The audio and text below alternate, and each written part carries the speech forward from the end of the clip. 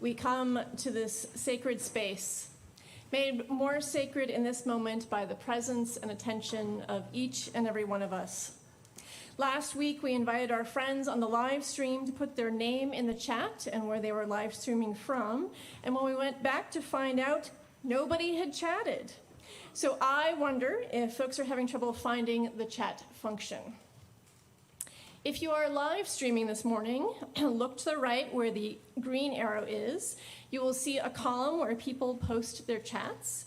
This is the place to write your chat is beneath that where the red arrow is.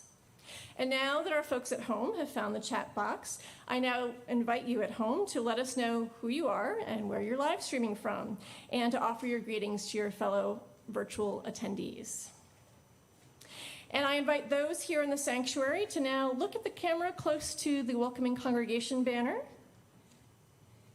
and to wave to our friends at home. Those here in the sanctuary, now let's turn and greet one another.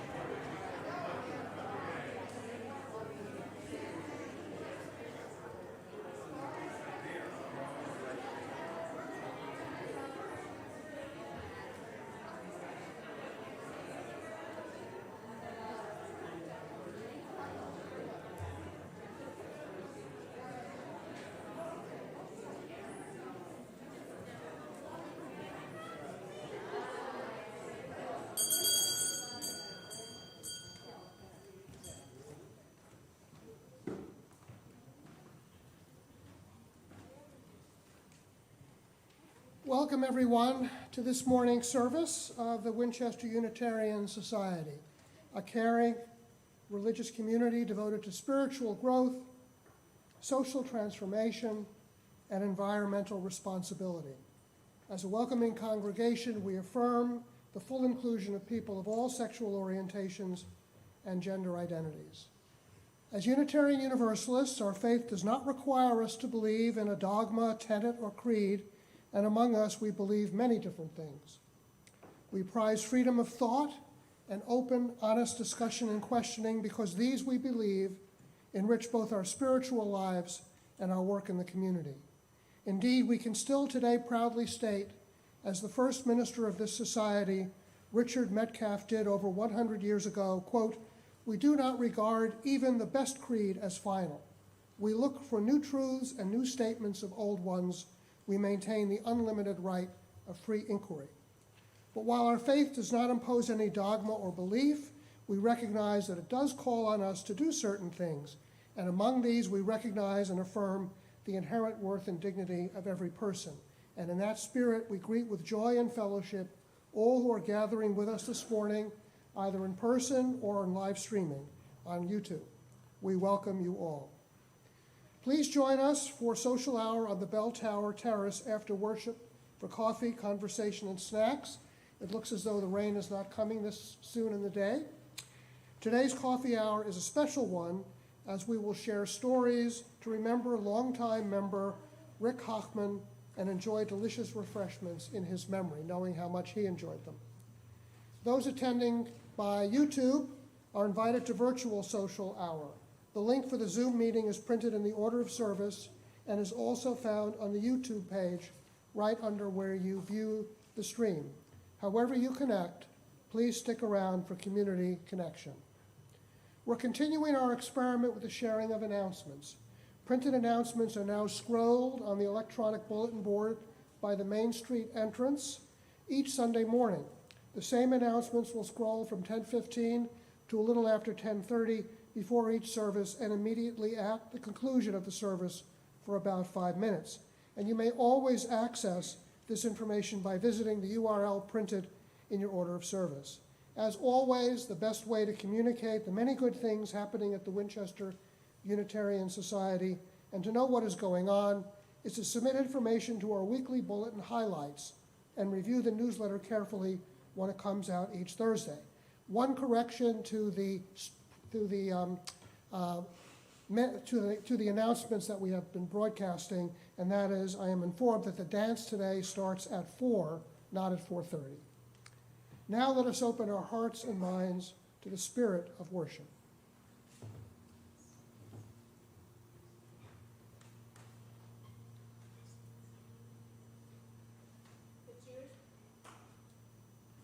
The Jewish New Year commemorates the creation of the world, the bringing forth of order where once there was only chaos, the birth of the building blocks of life. As Jews within and beyond these walls begin to celebrate Rosh Hashanah tonight, let us all celebrate, let us marvel, let us be awe-struck. For the same force that brought our planet into being, the same force that evolved tiny atoms and molecules and DNA into intelligent life, the same power that transforms summer into autumn and autumn into winter, that same power is still at work in the universe and in us, always bringing about new seasons, new creations, new possibilities. Breath of life, breathe in us and through us this day as we gather, one in community, one in commitment to truth, love, and justice. Open our minds and hearts to the new that is always being created. Come, let us worship together.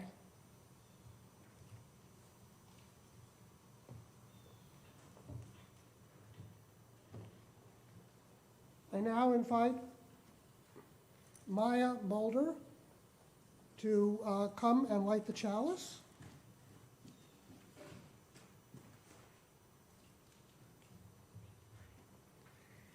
And we will light the morning chalice with words by Adrian Grant. We kindle a flame of power, illuminating the holy in each of our faces. We recognize in the flame a passionate commitment to our shared faith. We are held and carried from day to day, week to week, in the shining of the light. This flame is mine as well as yours. We are brought together on this day, called to growth, to expansion within its glow. What does your heart know while beholding this holy fire? Thank you. And let us now rise in body or in spirit in singing our opening hymn, number 217, 217, O Sing Hallelujah, in the gray hymnal.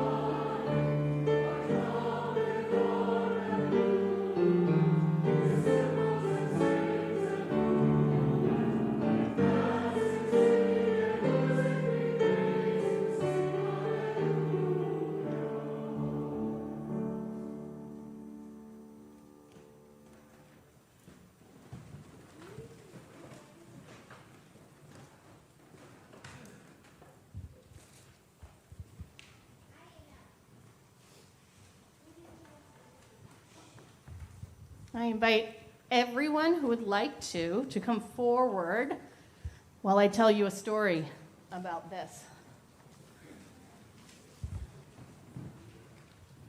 Come on and sit here with me.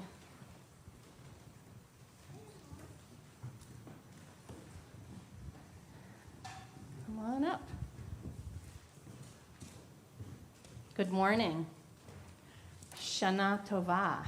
Can anyone say that with me? Shana Tova. That means Happy Rosh Hashanah.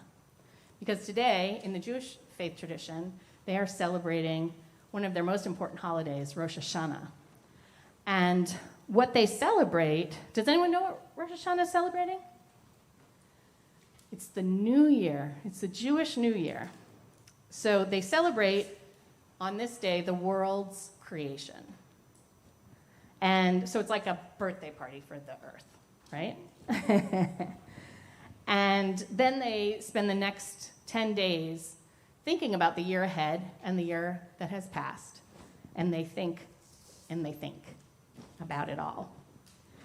So I am going to tell you a story about some other kids who learned that it's important in the days of Rosh Hashanah to examine the things that you wish you'd done differently in the last year and let them go and make a plan to do better in the new year. Okay? So, here's my story. Once a teacher told her students to bring a sack of potatoes and a plastic bag to school. So they all did it. And then the teacher said, take out your potatoes, and for every regret, everything you wish you hadn't done in the past year that you still remember, put a potato in the bag. And then she said, for everything that you are holding on to that you think someone did to you in the last year that you still remember, a grudge, right? You're holding a grudge. Put a potato in for every one of those that you remember. So the kids put in potato after potato. And pretty soon their bags were really heavy. So I brought a sack of potatoes so that you all, come on up here. Somebody take it. Tell me if they think it's heavy. Go ahead. Come on up, guys. We can pass it around. Yeah, pass that around, Neil. Pass it around to everybody. What do you think? Is it heavy? It's pretty heavy, yeah? Okay. So this is what the teacher told them to do. She said, take your sack of potatoes and tie it up, and then carry it with you wherever you go. Wherever you go, day and night, even at meals, even when you're sleeping, keep that sack of potatoes with you. And the kids were confused. Why would we keep potatoes with us? This doesn't make any sense. But they did it. And as you can imagine, toward the end of the week that they had to carry them around, they got a little smelly, a little slimy. Yeah. They didn't have any air, so they started to rot, and it was a mess. Those plastic bags were gross and smelly and slimy. So the teacher then said to them, okay, at the end of the week, bring your bags in, and we'll talk about it. So they bring in their bags, all like slime and yuck and bleh. And the teacher tells the children that they can throw it away. Go ahead, throw away your bags. And they all say, oh, thank goodness, this thing was so gross. And they throw it all in the trash. And then the teacher asks them to imagine that that slimy, smelly mess were the things that they've been carrying around with them all year, the things they wish they hadn't done, the things they wish hadn't been done to them. And she said, Rosh Hashanah gives us an opportunity to throw away the things that don't help us, the things that don't make it so we can learn and we can grow in this world. So, on that note, I'm going to give you all a potato. Just one. And you don't have to carry it around with you everywhere, I promise. All right? So, who wants to hand them out? Someone can hand out the potatoes to everyone, okay? So I want you to take this potato and keep it with you all day, okay? You don't have to sleep with it, I promise. Parents, don't worry. It's going to be fine. So I want you to keep this potato with you, and remember, what it's like when you look forward and decide to do something differently than you did before. Remember that feeling. Think about how good it feels. And then you can give your potato to your parents and maybe they'll make you latkes. All right. Thank you very much. We can return to our grown-ups or seats. Oh.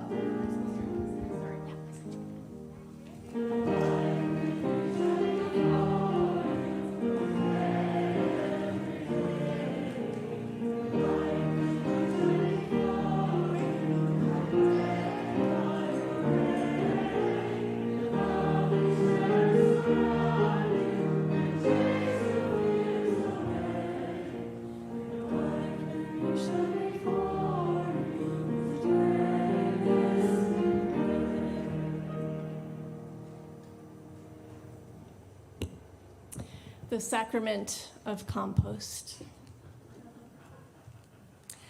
I now invite us into a time of centering. We'll begin with a responsive reading, number 634 in the gray hymnal. I'll read the text in standard type, and the community will respond with the words in italicized type.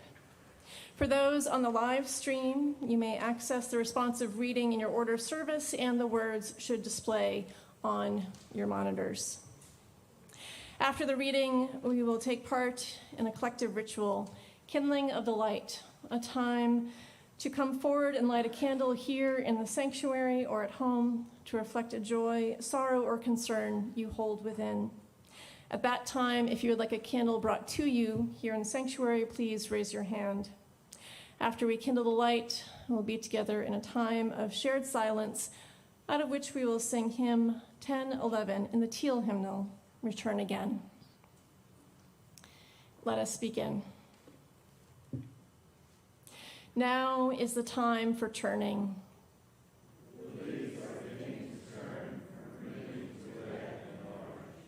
The birds are beginning to turn and are heading once more towards the south. The animals are beginning to turn. For leaves, birds, and animals, turning comes instinctively. It takes an act of will for us to make a turn. It means breaking with old habits.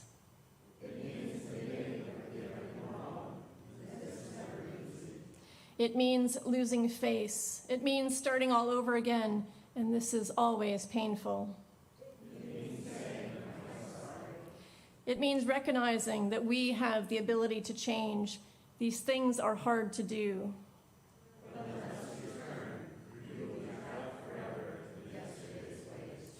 God, help us to turn from callousness to sensitivity, from hostility to love, from pettiness to purpose, from envy to contentment, from carelessness to discipline, from fear to faith.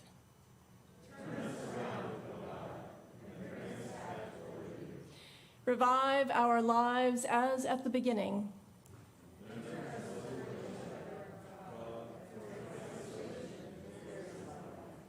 Let us now kindle the light.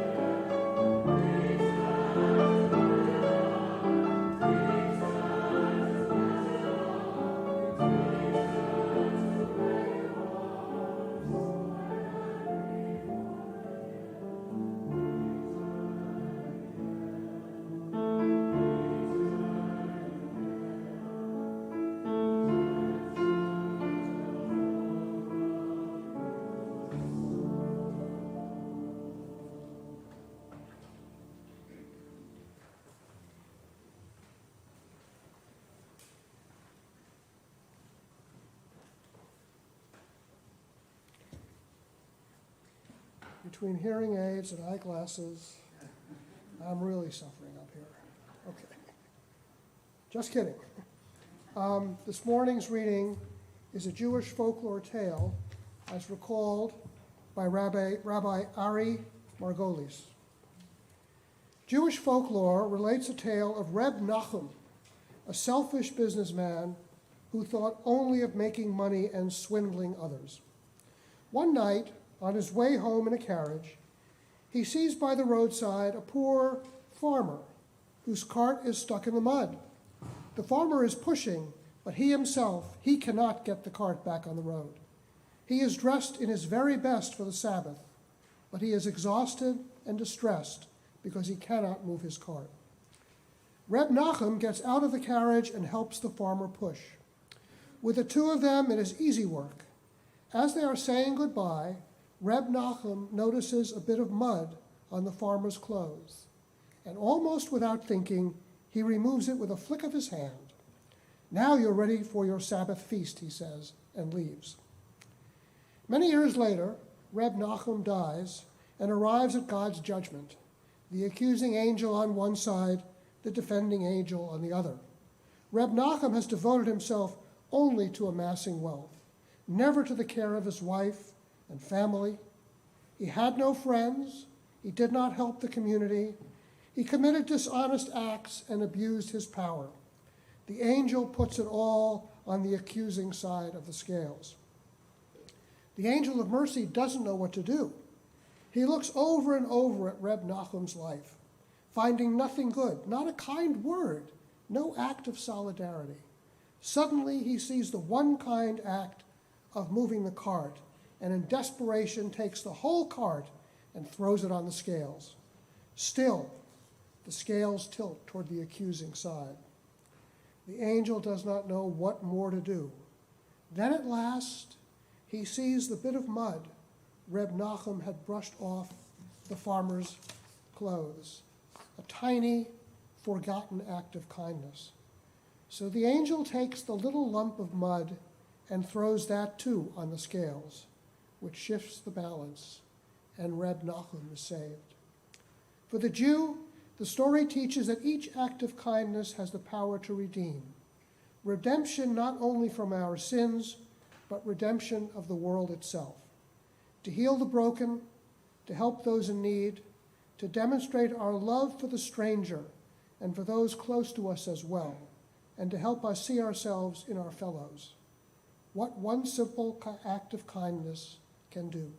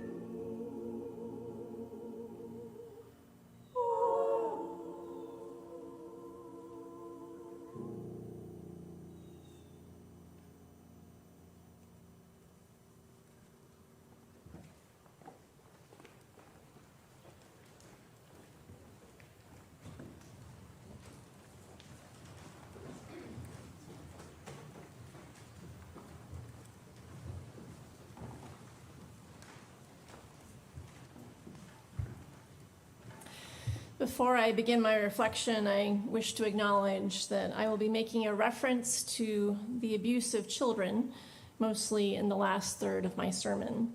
I will not go into any detail, but please know that if this subject has personal resonance for you, my heart goes out to you. And as always, I'm here to listen. Last Sunday, like most Sundays, we gathered for worship, to sing, to consider life's questions, to sit in reflective silence, and apparently to bless one another with soap bubbles.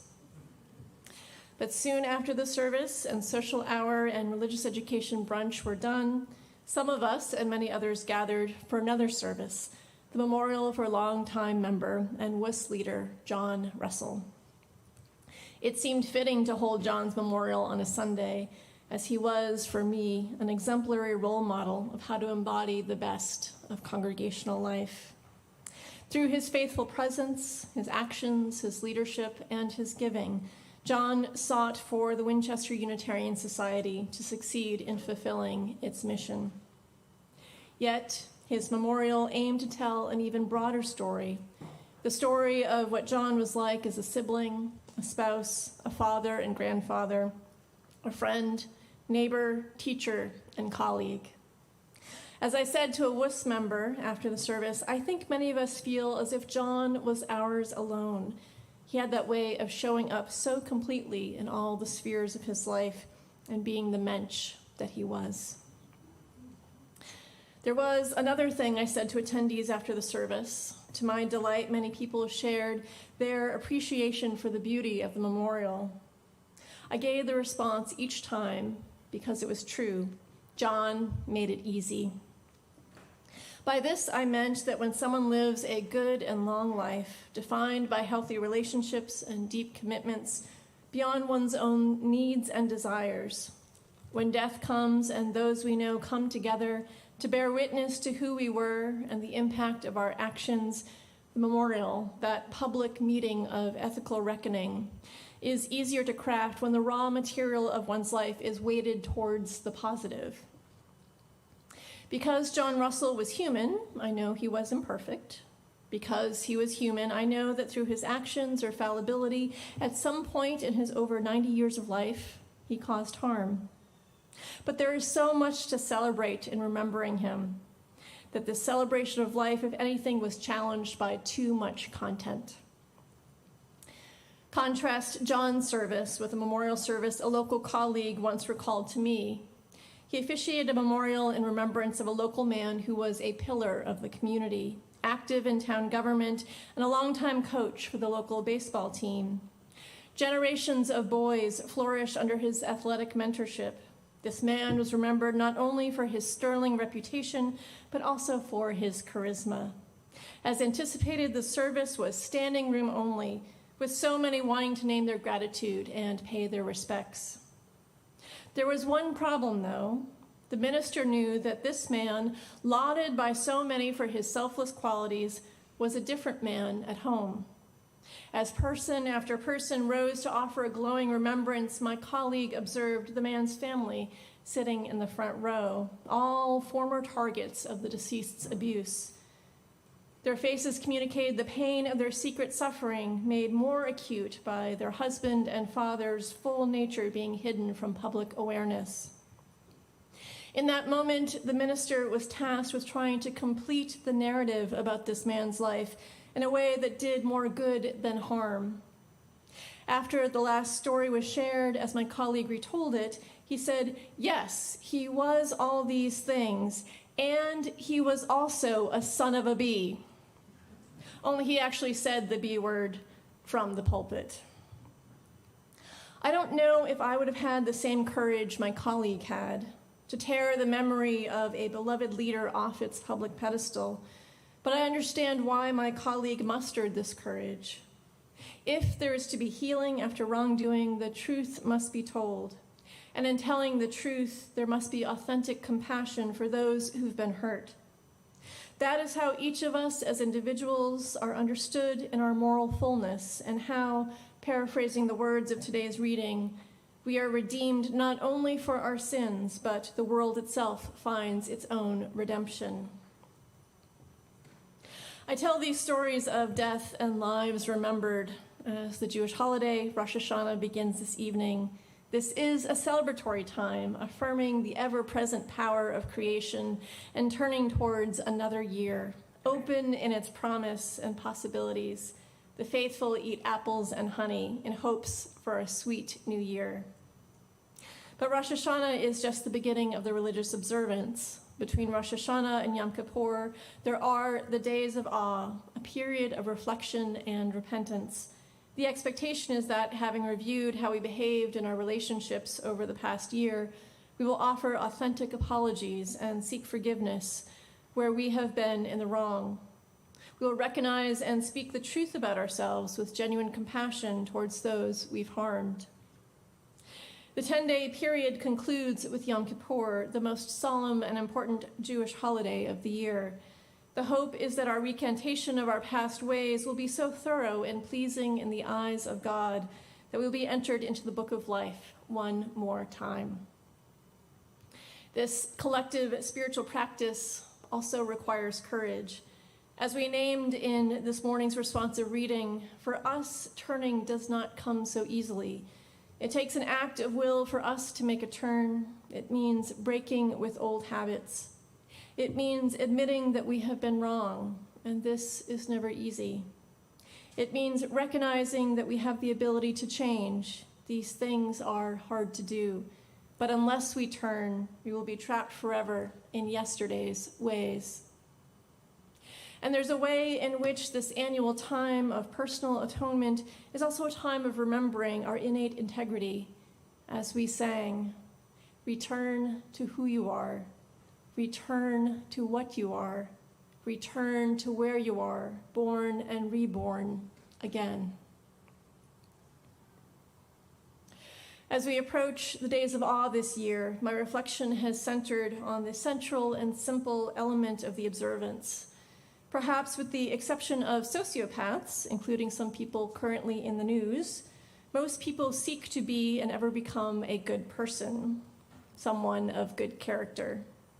The wisdom of setting aside a time each year to assess as individuals and as a people where we are on this quest and to take time and make some effort to advance our movement towards the good is profound. And like most important things, this is, as we named, very difficult. It is difficult as, if we are honest with ourselves, we all have something to confess. I appreciate one understanding of the Torah, the Jewish holy books, which include the 613 laws the faithful are commanded to follow. No one can satisfy all these laws at all times, making a quiet, indirect statement about human nature as flawed and inferior in relation to God. And atonement is inevitable as at some point and at some time we must choose ourselves over the needs of others. This summer I read Michael Schor's book, How to Be Perfect, the correct answer to every moral question. Schor is the creator of the television show The Good Place, an exploration of moral philosophy delivered in an entertaining comedic package. His book shares his philosophical homework with us, exploring how people throughout the ages have approached the goal of living an ethical life. One of the most helpful elements of Schor's book is his sharing of a philosophical thought experiment called the happiness pump. In short, if we align our actions towards creating the most happiness for the greatest number of beings, at some point we recognize the impossibility of this approach. Schor gives the example of the heart-wrenching appeals we see on television to support people in distant countries who are suffering, or animals in bad circumstances. Think Sally Struthers and Sarah McLachlan. If giving $5 provides a child with a mosquito net and prevents them from contracting deadly malaria, why not give $10? That's 2 lives saved. But one could save even more lives. If followed to its logical conclusion, a viewer could sell all their earthly possessions and become homeless as they surrender all their resources to save as many lives as possible. Someone who lives in this way is a happiness pump. A character in The Good Place is a happiness pump, Doug Forsett. Knowing that his eternal salvation depends on the moral value of his actions, he only eats lentils to reduce his impact on the environment. Forsett allows himself to be bullied by a schoolboy, as he doesn't want to cause conflict. And a need to go to a distant city inspires him to start walking, as he doesn't want to pollute the atmosphere, even though it will take him multiple days and his feet will become heavily wounded in the process. In brief, we cannot be perfect, as we often come by imperfection naturally. And if we give our full hearts towards perfection, we could destroy ourselves in the process. I think all of us are like Reb Nachum, perpetually caught between the angels of accusation and defense, trying to move the needle, or the scales, closer towards the good. There is value in pausing regularly to see where we are in this struggle before death robs us of any more chances and the record book, the collective experience of how we live our lives, is closed. I end with a case study of sorts. One thing I cherish about this time of year is singing Shlomo Carlebach's hymn, Return Again, in community, as we just did this morning. Beyond the beauty of the music, the simple sincerity of the words stirs my heart. As we approached the High Holy Days this year, there was a thoughtful discussion among my colleagues about whether we should sing this hymn at all.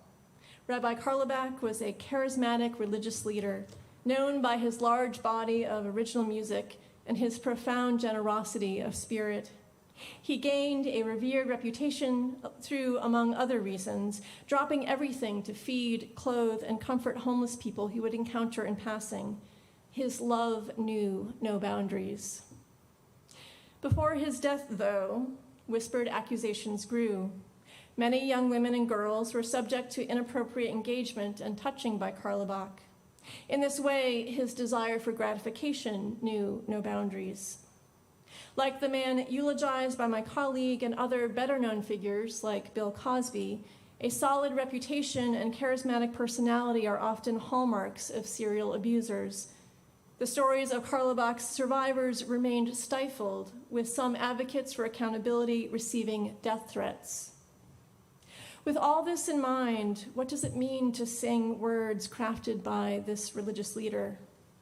How do we understand the words of internal reconciliation, of returning to who you are, when we fully realize how unresolved he was with his own character? Perhaps the one most conflicted about Carlebach and his legacy is his daughter, Neshama, a frequent performer of his music and a musician in her own right. An article in the Jewish News of Northern California recalls her decision to be part of a public conversation about her father, his many gifts, and his crimes. The hope for this event was that Neshama Carlebach would tell the truth about her father's behavior and express sympathy for his victims. Her comments spoke to both touchstones. A rabbi who helped organize the event, Sidney Mintz, observed that the intention of this conversation is to create new beginnings, to come to a place not of conclusion, but of opening for healing. We're part of a tradition that is based on teshuvah and reckonings. We are not only people who've been hurt, but everyone here has hurt themselves or another. Reflecting on Rabbi Carlebach and his legacy is particularly poignant to me as Unitarian Universalist ministers and leaders received word this week that one of my colleagues has been arrested for the attempted sexual assault of a minor. He's been removed from ministerial fellowship. It is sobering to recognize what horrors people are capable of and how universal the need is for reckoning within and far beyond the Jewish tradition. There are few of us who command such a following, such as Rabbi Carlebach, and also few of us who harbor such a terrible secret about the truth of who we are. As most of us seek to live lives that, in the balance, are more good than otherwise, the High Holy Days remind us that this is a good time, in fact, any time is a good time, to move towards telling the full truth of the totality of our right-doing and wrongdoing. Where there is genuine sensitivity to those we have harmed, our atonement can help us in the words of Rabbi Mintz, create new beginnings, to come to a place not of conclusion, but of opening for healing. In today's reading, Reb Nachum's one small act of kindness leaves him judged in the final analysis as a good person.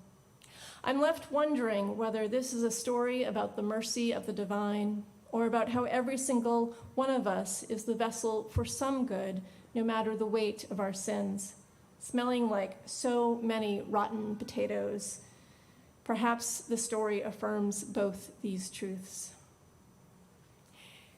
Each day we wake, we are reminded that we are again inscribed in the book of life. May the grace of the ever-evolving world around us and the seed of our own integrity, sometimes buried under so much shame and pain, help us move towards some future time when it's easy for all our loved ones to gather and to celebrate our life.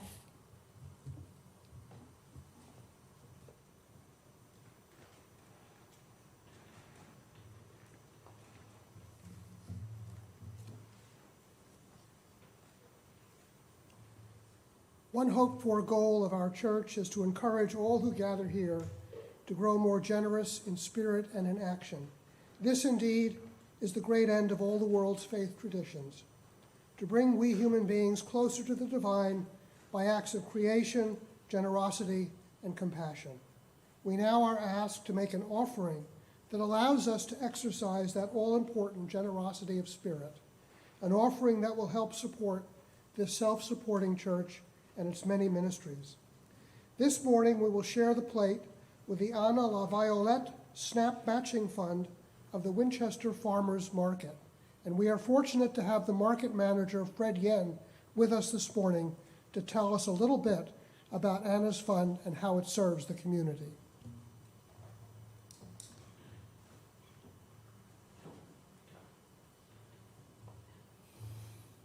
Good morning. Thank you for inviting me here today. I'm Fred Yan. I represent the Farmers Market. We're very grateful that you are sharing your plate with us today. Anna's Fund is about food assistance and the need for food assistance. So the federal government has a program, SNAP program to help, and the state of Massachusetts has a program also to help. And we felt at the market that we would like to contribute also. We noticed the need, especially since the start of the pandemic, that around double the number of people who needed assistance. It grew twice as much. And this past Wednesday, we had here in your parlor a gathering. We hosted a gathering of food pantry directors of 6 to 7 neighboring towns.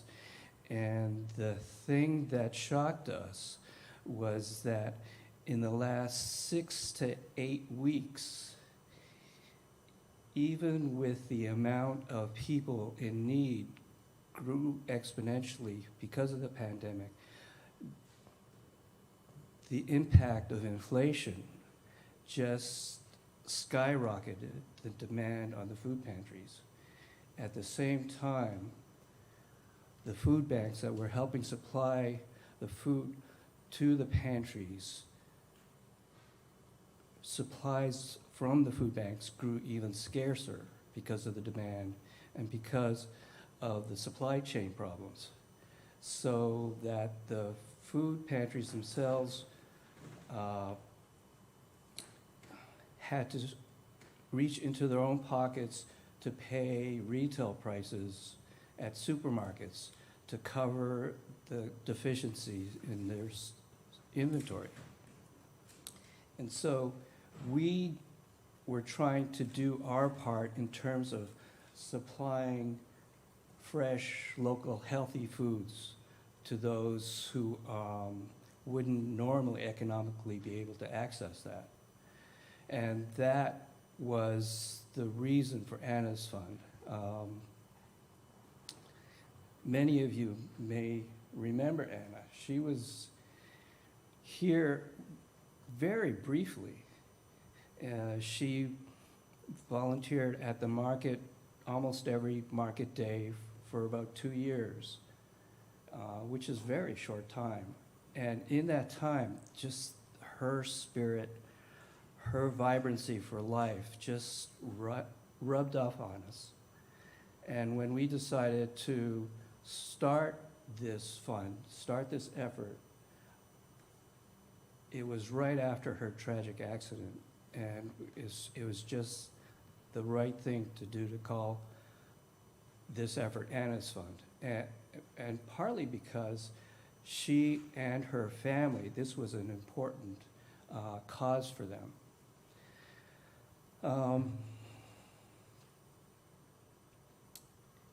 In the process of thinking about what to say for this, I realized that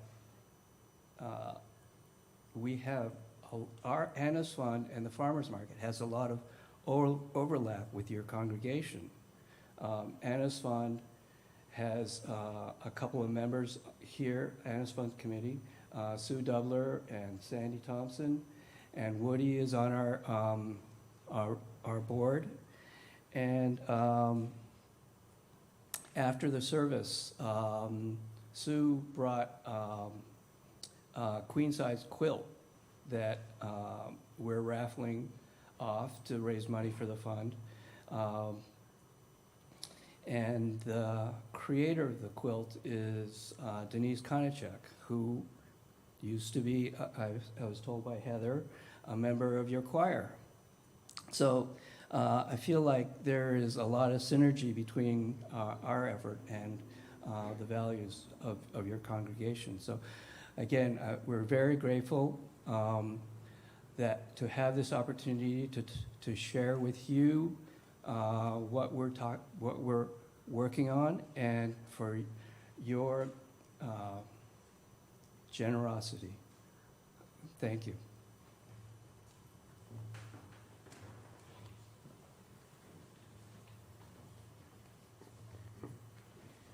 Thank you, Fred.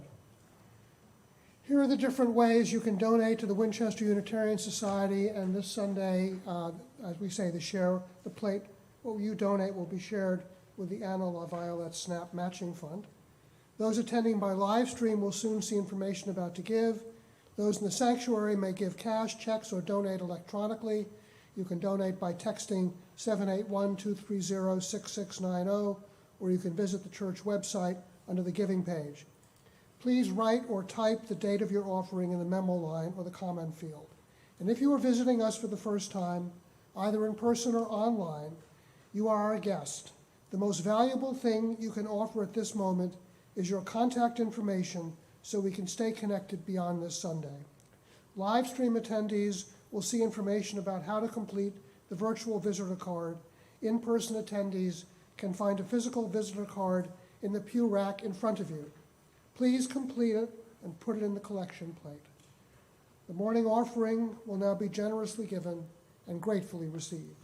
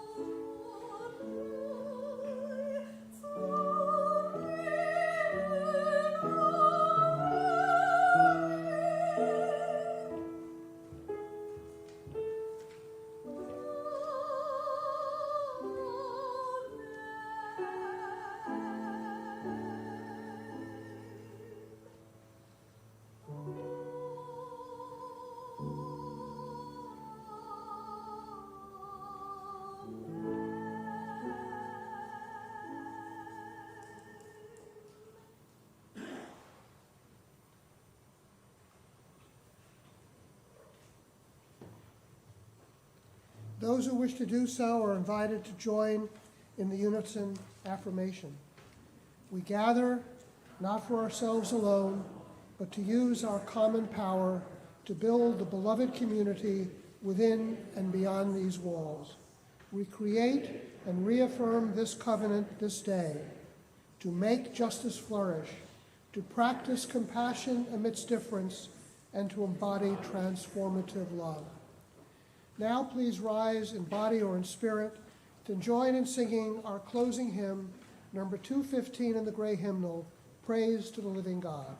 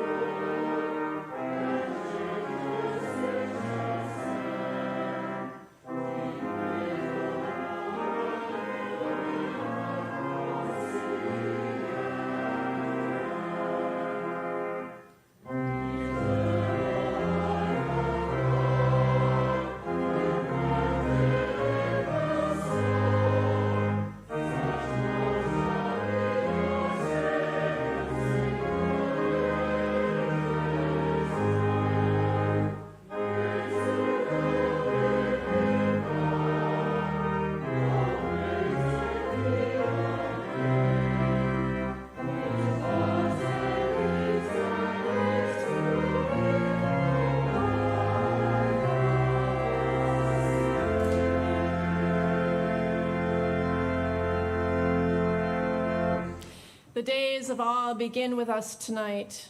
May the next 10 days be days of reflection, introspection, and peace. May we prepare ourselves for the changes in the year to come. May it be a good year. May it be a healthy year. May it be a year of peace for all of us, all around the globe. May it be a year of peace within ourselves. May we live our lives with integrity, service, and love. May we be blessed with the strength of this community, of our families, of our friends. May we remember what is truly important in life, and may we be grateful every day. May we be inscribed for another year in the book of life. Shana Tova.